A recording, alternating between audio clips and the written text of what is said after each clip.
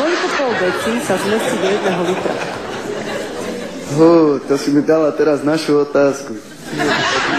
Počúvaj, ako klasové, tak my nepozeráme, že koľko vypijeme, vieš.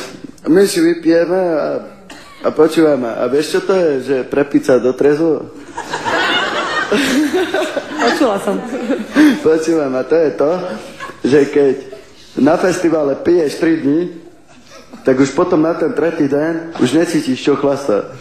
A ide si normálne, vtedy sa nekymáta človek, vtedy ide normálne, ale chlastá, hej, však priorita normálne.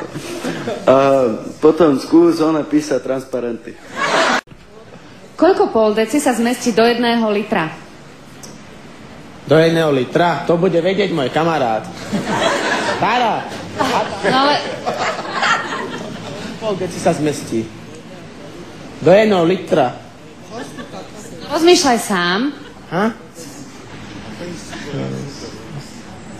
Počkaj, musím rozmýšľať trošku. Deci. 2 deci, 3 deci, 4 deci, 5, 20. Koľko pol deci sa zmestí do 1 litra? Pol deci? Do 1 litra?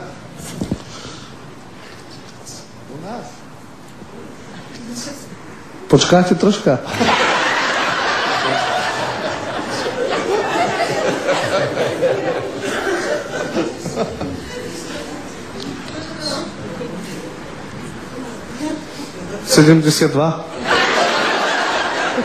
Koľko pol deci sa zmestí do 1 litra? Fú, no to vám poviem presne, lebo som alkoholíčka. No a to je 3,5 litra. 1 fľaša celá. Ale to je koľko pol deci? Pol deci. Sa zmestí do 1 litra.